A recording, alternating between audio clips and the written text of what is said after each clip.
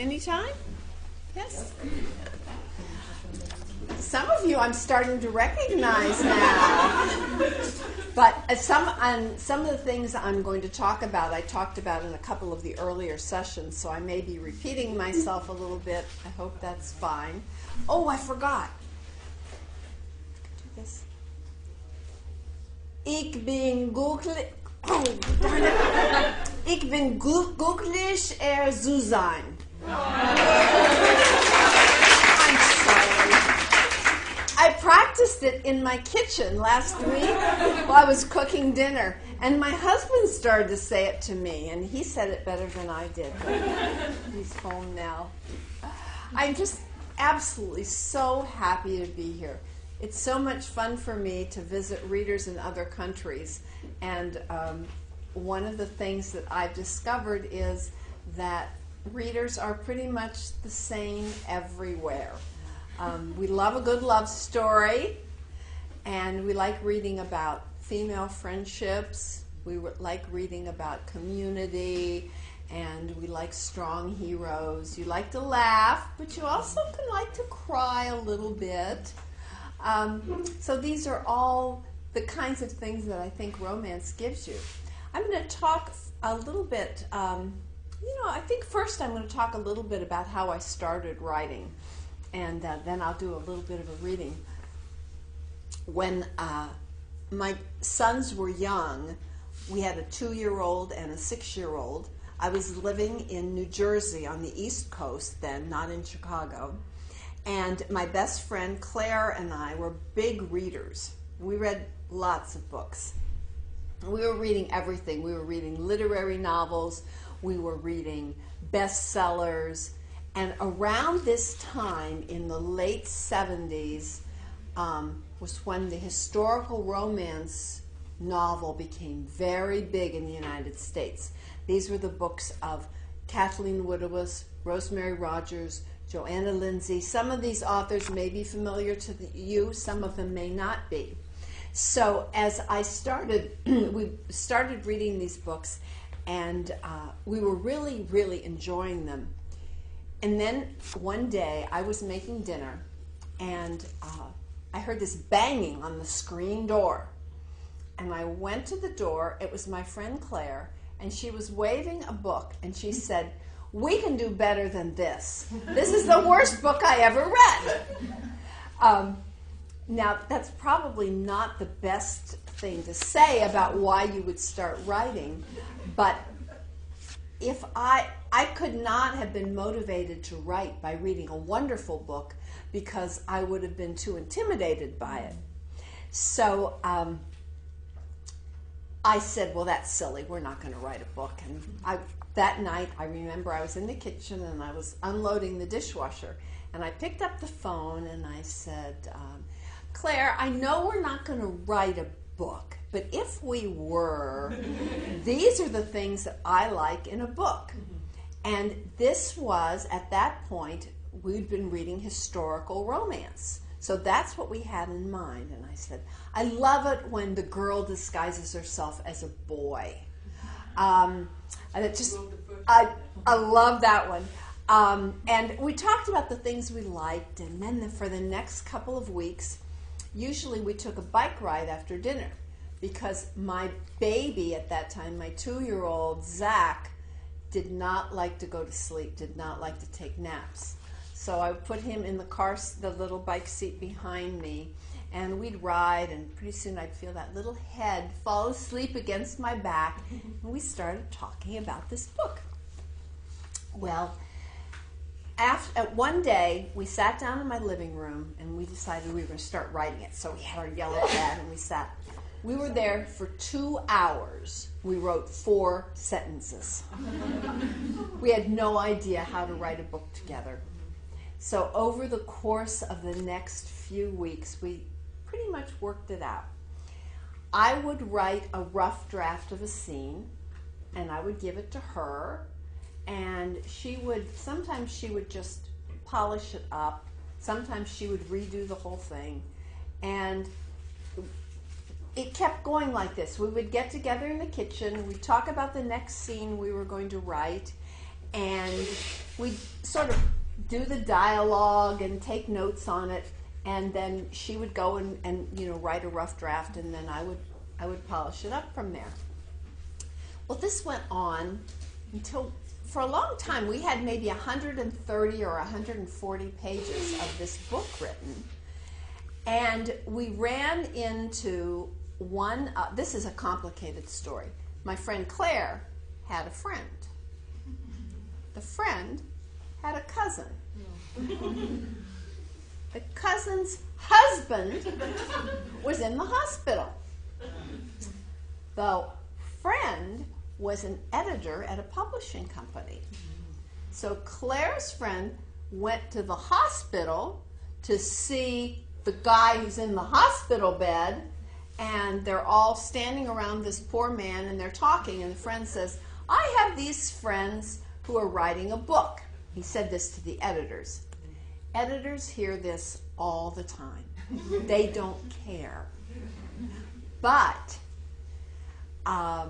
in this case, the editor was making conversation, and she said, well, what's the book about? And the friend told him a little bit, but he didn't know very much. And she said, why don't you have them call me? So the next morning, our hearts were beating. We were so nervous.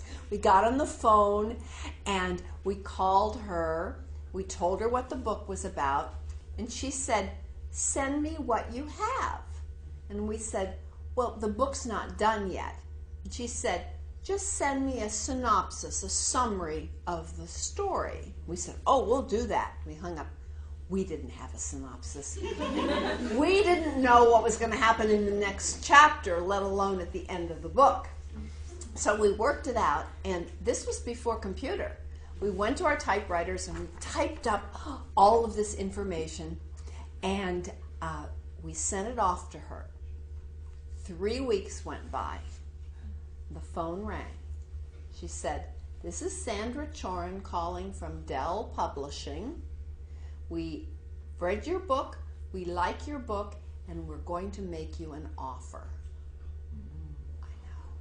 I know. It doesn't happen that way anymore. So we sold it. Now we had to finish the book. Remember, we only had 120 pages. So we finished the book and sent it off, and it was finally published. Now, it took us 2.5 years to write the book. They paid us $3,500, and we had to split the money in two. So we weren't making a lot of money on that book. When that book was finished, Claire said her husband was going to move, and she said, I've always wanted to go to law school. So she decided to go to law school, and now I had to figure out if I could write a book by myself. It was more fun writing with a friend.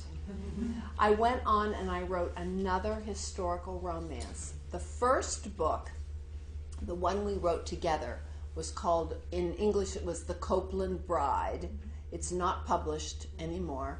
The first book I wrote by myself was Just Imagine, which I don't know if you've published that book or not. I don't remember. But at that point, I didn't want to write any more historical romance. I loved reading it, but I wanted to write contemporary dialogue. And I wrote a book called Glitter Baby. Do you know what the German title was of that? Remember? Anybody know? No? Ein Mann für eine Nacht. Oh, Ein yeah. Mann für eine Nacht. Yeah, thank you. Thank you. And that was my first sort of big book, and then my career went on from there. So, I'm writing these books, and then I got this idea. I thought, what would happen if a woman who knew nothing about sports inherited a professional American football team? And that book was the first of the Chicago Stars books.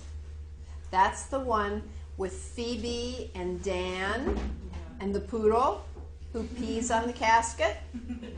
So I wasn't planning to write more books of Chicago stars. But at the beginning of the book, in one of the early chapters, this young man from Tularosa, Texas, named Bobby Tom Denton appears. And I thought he was so funny and sexy. And I said, I need to write his book. So that became the second Chicago Stars book. Then I wrote other books. I wrote the circus book with Daisy and Alex and the Whip. I wrote Whip before 50 Shades of Grey wrote Whip. Yes, that's the one. Yeah. What's that called? Yeah. So then I started thinking about this woman.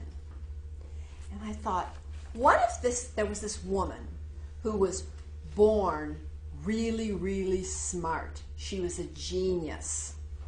And she finishes high school when she's, 11 or 12 years old. And she goes to university.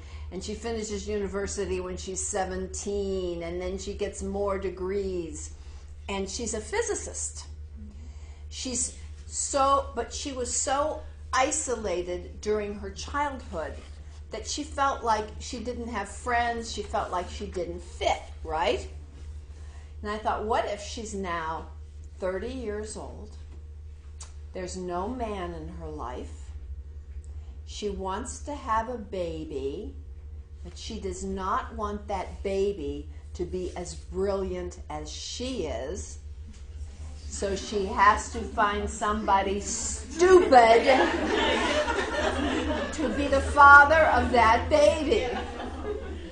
And that was, Nobody's Baby But Mine was the English title. That's Dr. Jane and Cal Bonner. Yes. What's that one? German? Leibniz zum Frühstück. Yeah. Ah, thank you. So I'm right back to the Chicago Stars again. And then it turns out that Cal Bonner had this mysterious brother who's missing, and I didn't know, And I finished the book and I thought, well, what happened to the brother? Why was he in Michigan or in Mexico? And that became Dream a Little Dream. So there was no plan for the Chicago Stars books. I didn't plan a series. I also, from the beginning, didn't keep records of who everybody was, what everybody looked like. So now, like later on when I'd start to write a Chicago Stars book, I would go on Facebook. If I had a question, at one time I went on Facebook, I said, do Dan and Phoebe have a swimming pool at their house? Because I knew somebody on Facebook would be reading that book right then. They did. So that is how I do lazy research. Just go on Facebook and ask them all. That's it. Why should I work so hard? But some of the books are Chicago Stars books, and then I have that Wynette's Texas series that started with the book about Dally Bodine and Francesca. And they have this little boy named Teddy. Yes. And Teddy I wrote he's kind of a composite of my two sons. And right away when I wrote the book, everybody said, oh, now we want Teddy's book. He was like 9 or 10 at the end of that book. But he was my son, So I said, no. I said, I'm never, ever, ever going to write Teddy's book. Well, then, are you following all this? I wrote the book with Kenny Traveler and Lady Emma. And in that book we see, that book was so much fun to write. We see Teddy Bodine again as a young man. Well, then, by that point, my sons were older. And I finally got to the point where I was ready to write Teddy's story. He's the only person that I've been able to carry all the way through. Well, Molly Somerville. Yeah, that book too. in Call Me Irresistible. So all of this happens by accident. I have no plan. It just happens by accident. With heroes are my weakness. No. What is it? Cottage? Hero. Gesucht, Cottage, gefunden. That's it. My new book that just came out a couple of weeks ago. I always loved when I was young. I loved reading Charlotte Bronte's Jane Eyre, the Gothic novel, the books of Daphne du Maurier, Rebecca. They made the movie from that. And then there's some authors I think are not so well known in Germany, like Mary Stuart and Victoria Holt. These Gothic novels always had a hero who was very dangerous, very mysterious. They had a mysterious house, very spooky, that sat on the top of a cliff. And in the United States, that house, on the book cover, there was always a turret, a tower on the house, with a light in the window, and the cover always showed the heroine running from the house in a filmy negligee.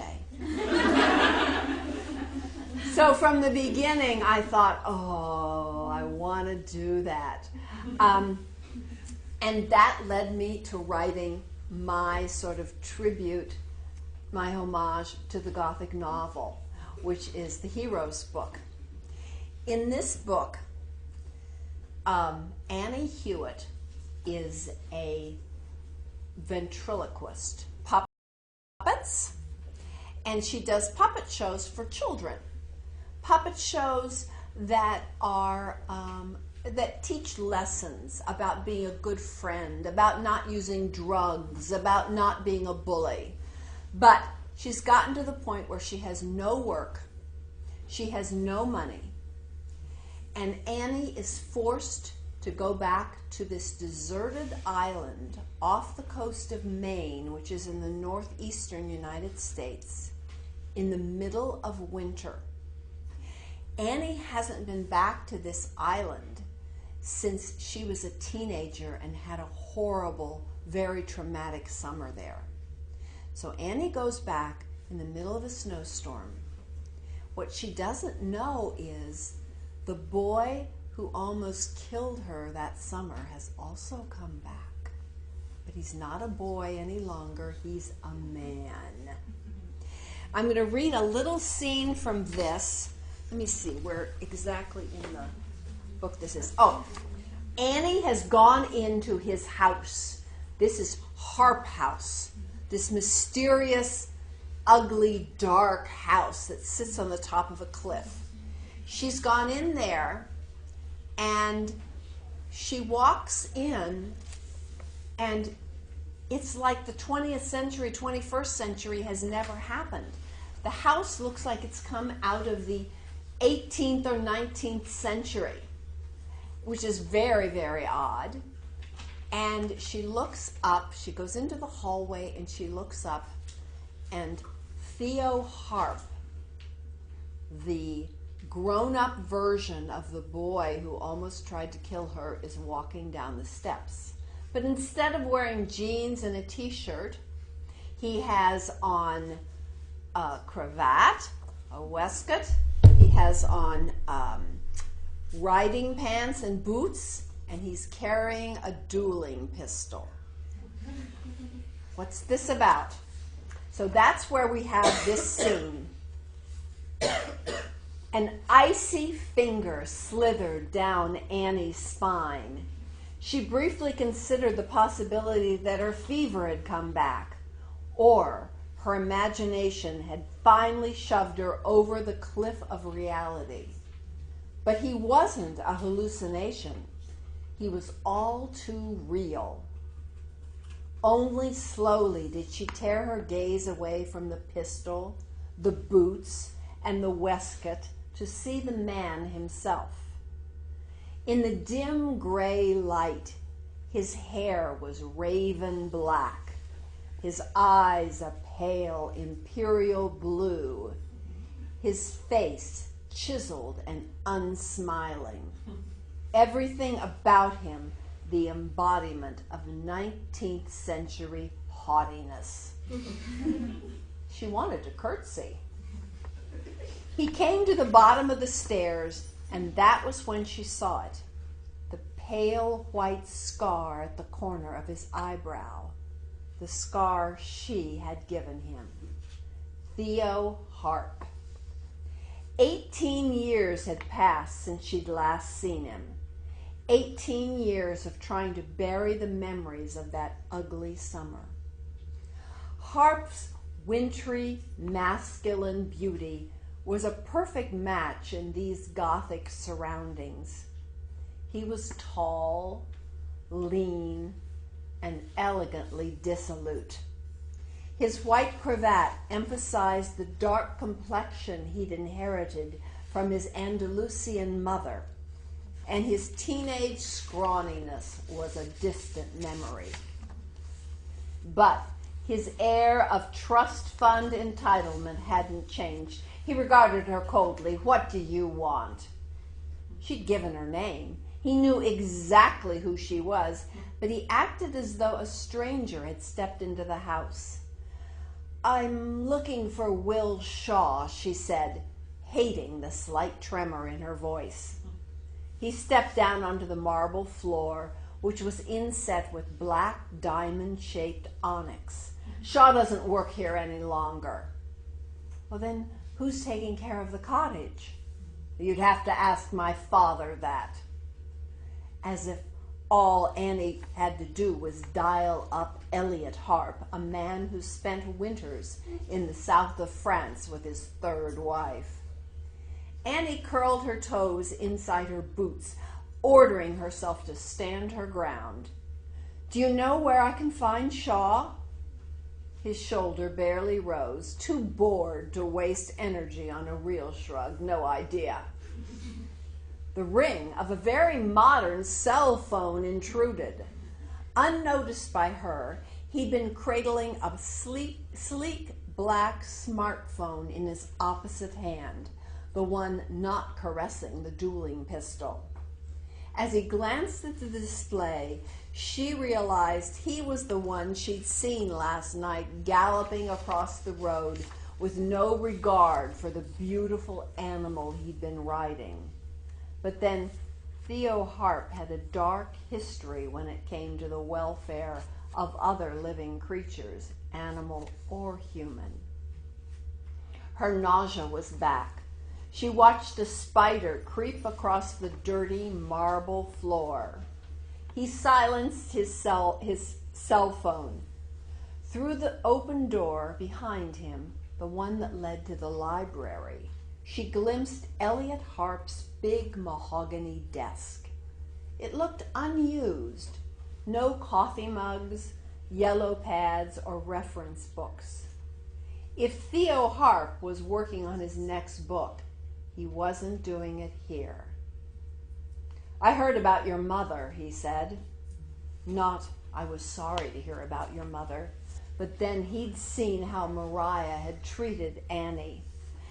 "Give me that book. You're not reading any more drivel. Only the novels I give you."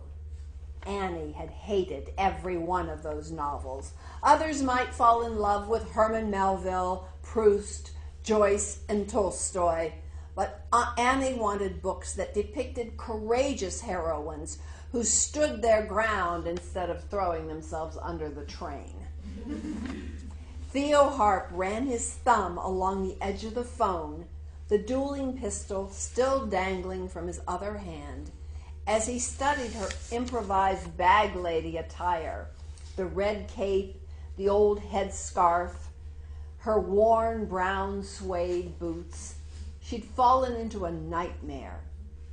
The pistol, his bizarre outfit. Why did the house look as though it had regressed 2 centuries? And why had Theo Harp once tried to kill her? "He's more than a bully, Elliot." her mother had told her then husband. "There's something seriously wrong with your son." Annie understood now what hadn't been clear that summer. Theo Harp was a psychopath. The lies, the manipulation, the cruelty, the incidents his father Elliot had tried to dismiss as boyish mischief hadn't been mischief at all. Her stomach refused to settle. She hated being so frightened. He transferred the dueling pistol from his left hand to his right. "Don't come up here again." He was still getting the best of her.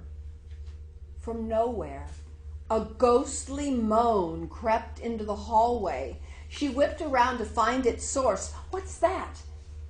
She looked back at him and saw he'd been taken by surprise. He quickly recovered. "It's an old house." "That didn't sound like a house noise to me." "It's not your concern." He was right. Nothing about him concerned her any longer. She was more than ready to leave, but she'd barely taken half a dozen steps before the sound repeated. A softer moan this time, even eerier than the first moan, and coming from a different direction. She stared back at him. His frown had deepened, his shoulders tensed. "Crazy wife in the attic?" she managed. "Wind," he said, daring her to refute him. She curled her hand around the soft wool of her mother's cloak. "If I were you, I'd leave the lights on." Do you remember at the beginning that I mentioned that Annie is a ventriloquist? What's the German word for ventriloquist?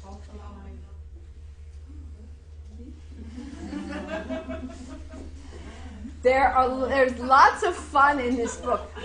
You're getting it now. This book feels a little darker than some of my books because you've got the dark winter setting, but there's a lot of the kind of humor in it that you normally expect in my books. Also, this book has puppets. And they are these cute little funny puppets that talk to Annie in her head, and she talks to them back. So they were really fun to write. You know, I've used that kind of a thing before with the puppets. In my book about Kevin Tucker and Molly Somerville, when Molly is a children's author, and we have Daphne the bunny and Benny the badger.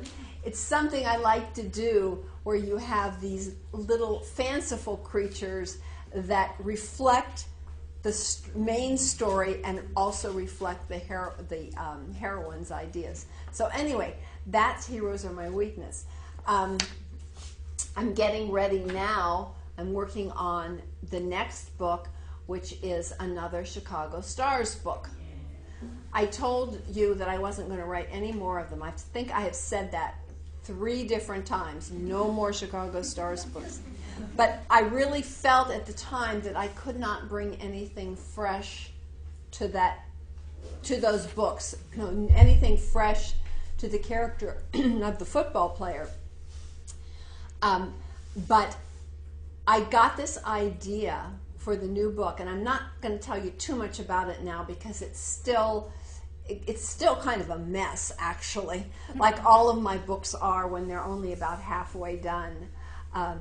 But one of the things that I think you'll enjoy in that book is that you're going to see Heath Champion and Annabelle Granger again. Heath is the sports agent, and Annabelle was the matchmaker. Yeah. So those characters you're going to see grown up a little bit, too. So I've got a couple questions for you. Which of the heroines I've written about... Oh, by the way, some of you may not speak wonderful English. Don't worry about it, because I don't speak any German, right? So please feel free. And if your English is not good enough to ask questions to me in German. I'll understand them. So which of my heroines would you like to have as one of your friends, one of your girlfriends? Yes? Have you a story from the Oh, from Phoebe and Dan? No, I do not have a story for those twins yet. I know, everybody wants their story. And also, in my book, Glitter Baby, about Fleur and Jake, we have those Coranda brothers. They seem like they were kind of sexy. Don't have a story for them. And little Hannah, the little girl in This Heart of Mine, don't have a story for her. No, I'm sorry. Maybe I'll get an idea. So, what would you say is your favorite heroine from one of my books? Yeah. Molly? Yeah, she would be a fun friend to have. Yeah. Cornelia Case from First Lady. I would be kind of afraid of her because she knows politics so well. Look at that. Lady Emma. Lady Emma. Lady Emma is the heroine that's closest to me as a person. Yeah, none of my characters are like me, but you know how Lady Emma is bossy? And Lady Emma likes to lead. She likes always to lead. This is me. I will lead when I'm in a foreign city and have no idea where I am, and I still am out there like I know, and I don't. Yeah, I love Lady Emma. One of the reasons I liked writing that book was because of the names Kenny Traveler and Lady Emma Wells Finch. I just laughed just hearing the names. They were fun to put together. And the other heroine, you don't want Dr. Jane, the physicist? She's too smart for you. Yes. I like Annabelle, From Match Me. Yeah. Well, I just wrote a scene now with Annabelle and Heath, and they have 2 children. I just wrote her, and that was fun going at it again. And she's still, it looks to me, now I've just started with her, but I think she's still trying to match up people who don't know that she's trying to match them up. Yeah. And the other candidates for best friend. Nobody wants Phoebe. Remember Phoebe? She's too sexy for you. You're afraid to know, but yeah. Okay, which one of my heroes would you like to have dinner with? Who's your favorite hero? Who? Dan Calvo. Oh, I know. I love him. There's an American football player. He's older now. His name is Huey Long. And if you ever look up pictures of him when he was young, he looked just like Dan Calvo in my head. I don't usually use movie stars as images, but he had that square, kind of just that good looking. Yeah, I liked him. Who's your favorite? I don't know. I can't remember the name. You like them all? Yeah. Okay. A mixture of them would be perfect. Yeah. I think his name was Alex from Kiss an Angel. Yes. Oh. I don't know. He's kind of scary. Yeah. Did you, when you read Kiss an Angel, this is the book, the circus book, at the beginning, when he makes Daisy do all those terrible things, didn't you just hate him? But remember what happens to him at the end? He's on his knees. Yeah. I think Kiss an Angel, that book, the circus book, feels to me a little bit like a historical romance. Because in a good historical romance, a lot of times the hero is the lord of the feudal kingdom or the king. Yeah, and Alex is kind of like that in that book. Okay, nobody wants any. What about Dean, a natural-born charmer? What about Dean Robillard? No? Yeah. Oh, I'll take him. Love him. That's the book. A Natural-Born Charmer is the book that. Sorry, to you people who are watching on camera, I'm sorry. I keep stepping out. That's the book where the beginning. The heroine is walking down the road in a beaver suit, like dressed like a beaver, with a blue, yeah. This is a very funny scene to American readers. Do you know that the word beaver has another meaning in the United States.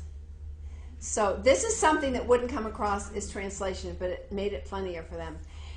Beaver is a very rude, naughty word for female parts. So when American readers, he said the first line is he sees a headless beaver walking down the street. Well, okay, I don't know if this will translate, but I'll tell you a story. So you have to think like an American here. I'm working on that book, and I'm getting ready to start the book, right? And I already knew about Dean Robillard because he'd been introduced in the book about Annabelle and Heath Champion. And he was so arrogant in that book. The first time you see Dean Robillard in that book, he walks into a bar. He's got his suit coat draped over his shoulders. He has bleached blonde hair. He has big diamond studs in both ears, right? Mr. Arrogant. I loved him. So I knew I was going to write his story, but I didn't really have a story. So I'm talking to my husband, and I said, I don't know what, I said, I've got to write Dean's book. I said, I don't know who the heroine is going to be. Now you have to think like an American here. I said, all I know is I see her walking down the road in some kind of a costume. And Mr. Bill says, whatever you do, don't make it a beaver suit. Ha, ha, ha. I laughed so hard, and I ran to my computer, and I wrote that first scene right there. I didn't have any story, and then I had to figure out why is a woman wearing a beaver suit without a head on it. But that's the way I write a lot, where the books kind of grow from this idea, and then I kind of want to work it from there. Any other heroes you're especially fond of? Gabe. Oh, poor Gabe. He's the tortured hero.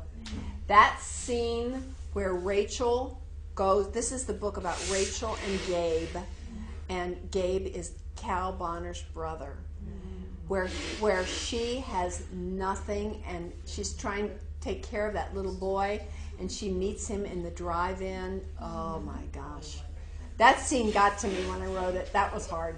That was a hard scene. Yeah, okay. Who are we missing that nobody? Kevin Tucker! Oh! Yeah, good for him. I want to introduce a couple of people who are with me, some new friends and some other friends. My editor's in the back. Lisa, wave your hand. All of you who have ideas for books, you just tell her. I know she'd love to hear all your ideas. And Dorothea, would you introduce yourself? She's my new best friend, and tell us a little bit about what you're writing. Thank you so much. So I get to know Elizabeth Phillips yesterday, exactly. And what you said in the beginning about female friendships, that is kind of my subject, what I write about. So we get to talking about her books, about my books a bit. So yeah. So Right, female friendships. Yeah, female. And tell them your whole name. Ja, Dorothea Böhme. Und es gibt Lesezeichen. Ich liebe Lesezeichen. Ja, genau. Auf dem falschen Dampfer kommt man auch ans Ziel. So. Great. That's something that doesn't translate. Okay. Because it's plated words and. One of the things that, as writers, we form in the way you all get together here, and you make new friends, and you start talking about books. We do the same thing, and so most of my close friendships are with writers. We all work in isolation, so we're constantly emailing back and forth or picking up the phone. A couple of really close friends of mine, if you want any gossip. I don't know, is Jane Ann Krentz very popular here? Jane Ann Krentz or Amanda Quick? Yeah, she's one of my really, really good friends. And Kristen Hanna. Kristen is another dear friend. It's so much fun having friends who understand where you are in your process, or if you're having a problem with a plot, you can call them and say, I've got this situation, do you have any ideas? Or the other thing is when you call them and you say, I can't write this book is terrible. They'll say, no, Susan, you said that about the last book, about the one before it, about the one before it. For the first 10 books I wrote, I thought every book I wrote was going to end my career. That was kind of the way I felt. There was something else I know I wanted to ask you about. This was interesting to me. I asked this question earlier, and that was, how many of you read paranormal romance? What? Put your hands up. Own it, girlfriends. Own it. Okay. How many of you also read historical romance? More of you are reading historical. See, when I was here last time, I don't remember that historical romance was that popular. It seems to be getting a little more popular now. Do you think that's right? Yeah. How many of you are reading your own German romance writers? Good. That is great to hear. I think it's really great that you're having homegrown authors. Again, I'm seeing a big difference from the time I was here last time. And I think that's really cool. And a selfish question. What was the first book of mine that you read? Do you remember? Yeah? Kiss an Angel. Okay. Mine too. I gave it to her. Yeah. And she gave it to her. Dan and Phoebe. Okay, that would have been an early one, yes? Nobody's baby but mine. Okay. Do you find, sometimes I find that the first book I read from an author, where I'm just discovering that author's voice, is kind of my favorite book, because that is the one that introduces you to them. Yeah. What do you want me to talk about? What do you want to know? I'll tell you anything. Yes? Where do you get the ideas for your books from?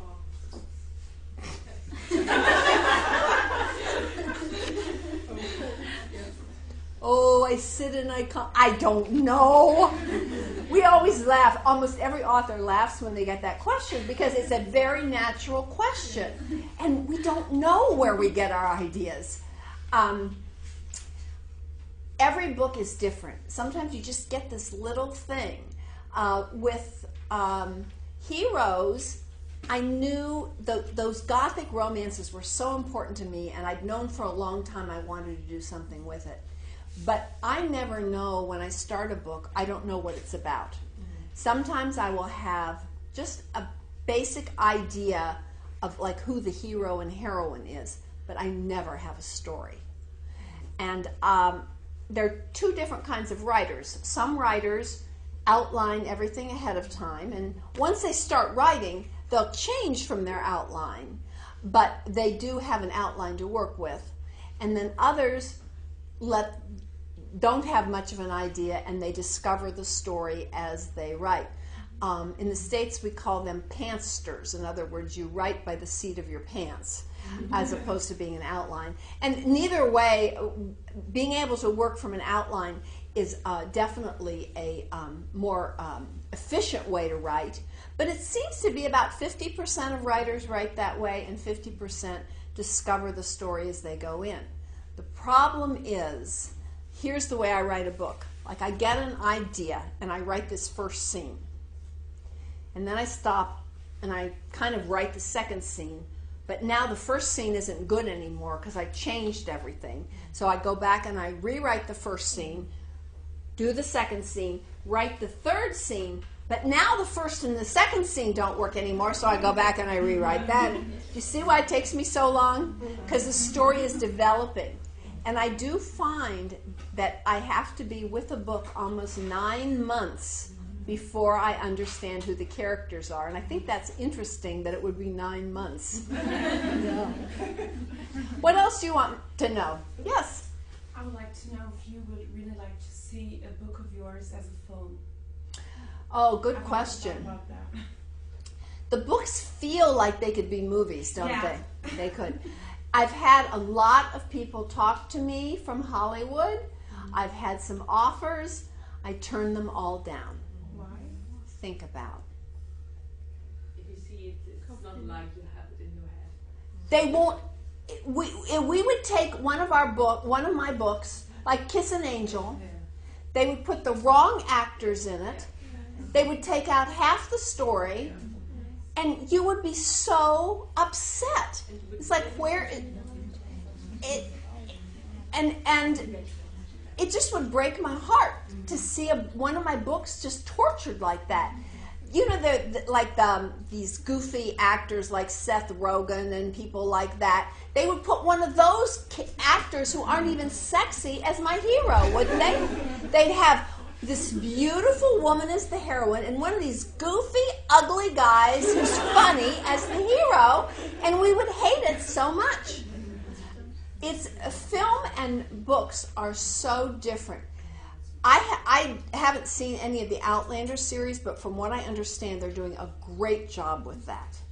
But they're not trying to do the whole book in one series. They're doing long. They're doing 13 episodes. There have been so many romances that have just been ruined. Hollywood doesn't understand how to do these. I did sell one book to Bollywood, though. I thought that would be kind of fun. I think it's still in production. I don't know if they're still going to make it, but I like the idea of Bollywood dealing with one of the books because it would be a completely different form. You wouldn't expect it to be the same. But yes, I've turned down everything with the books. I just don't see the point. Yes? But you said that you have actual actors in your head when you... Oh, only seldom. I hardly ever have any actors in my head. Sometimes I'll see a magazine picture. It's unusual for me to have an actor because then that actor's personality gets in the way. But a lot of writers do that. They kind of cast the characters in their head. Yeah. Yes? You talked about rewriting, but how much do you write that you can just throw away? Like how many, like in the proportion when you write a book, how much pages have you put down and then just cut out again? Boy, that's a hard question. I don't know. Yeah, I don't know. What do you think? I will tend to cut out scenes when I do final revisions. I'll be reading along and then I'll hit a scene and it just seems like to go on and it isn't going anywhere. And I like books where you're constantly turning the pages. So I'll take out maybe a page here, and then another scene, I'll take out 3 paragraphs here. I'm not throwing out big chunks of the book. I'm throwing out scenes that don't work or extra dialogue that doesn't work. Yes. Yes? Does your editor have a lot to say at that stage when you've done the finish? Because you talk about Editor Carey, yeah. Editor Carey doesn't see the manuscript until it's done. Yeah. Editor Lisa is going to see part of the new book as soon as I get home in 2 weeks. And there are different kinds of editors. Some editors are they want to change everything. Some editors hardly change anything. Editor Carey is a very light editor. She doesn't change a whole lot. I think she thinks she'll hurt my feelings, but she won't. Yeah, but good question. Yeah. All right, you can either ask me more questions or we're going to get up and do yoga poses. Yes? Well, all of the books have happy endings. Thanks for that. And sometimes I think about just like Nicholas Sparks. His books don't have happy endings always. And can you tell us why authors write romance and then just kill off somebody? And kill somebody? I don't understand this. It makes me so mad. And he's a lot richer than I am and sells a lot more books. I couldn't do that for anything. I could not kill off one of my characters at the end. And millions and millions of women especially love reading those books. But it's just not my cup of tea. But I think sometimes romance readers they do enjoy those books just for the deep emotion and having the good cry with them. Yeah. Yeah? Yesterday we were in the cinema watching his new movie, so that's why we were all crying. Crying. I had, some of you, if you follow me on Facebook, you know my friend Helen is my hiking partner. We leave our husbands behind once a year, and we go on these wonderful hiking trips. So we were coming back from, I don't know where we were, one of our trips, and she's sitting next to me on the plane, and she's reading, I don't know if this book came out over here, Sarah's Key. I don't know. Anyway, she's reading it, and she's crying, and she's crying, and then she's going through all of these tissues, and then she's running out, and I give her my tissues. I said, will you stop reading that book? She says, it's so good. So then I went to the bathroom toilet, and I bring paper towels to her. I said, here, take the paper towels. And we're finally getting ready to land in Chicago. Her husband's going to pick her up. I said, Helen, stop reading that book right now. Your husband's going to think something terrible happened to you. So readers do enjoy that, having that kind of emotional experience. And I think that's one of the things that makes romance so successful is you really are catching your reader up in the emotions of the book. Yeah. Yeah, the worst one I read recently was the Kristen. Kristen Hanna's book. One of her books, and I listened to it on audio. And when you're reading and you weep, you can't see the page anymore, so you kind of stop naturally until your eyesight comes back. And if you're listening on audio, you don't stop. So I was just yeah, I know. This is her book, The Nightingale. Oh, you just sobbed through it. Winter's Palace is the one of hers that I cried to. Where I Oh. was sobbing. Yeah. And my children came home from school and said, What's wrong? Didn't you have a nice day off? No. You know what I do? After I finish that book, Winter's Palace, I called Kristen up. I said, you bitch! When about 2 hours later, I was still saying, Yeah. Did you know about the siege? Yeah. That was a book about the siege of Stalingrad, which sounds like it would be bad, but really good. I know. That was a book called Winter Palace by Kristen Hanna. Yeah. So we do like that, but we love being able to laugh. And I worry when I'm writing, all of a sudden I'm thinking, is this going to translate?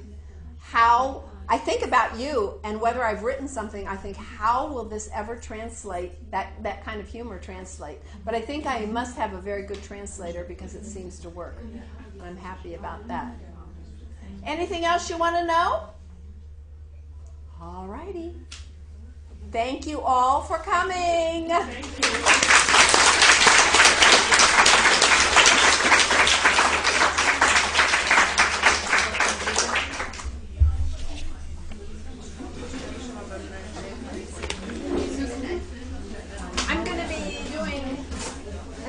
Signing books at 3, but I can sign books here for a minute until they kick me out. Only need a clue with Yes. you, because I have a signed book I'm matching to you, but we used for Berlin on your reading. That was so nice.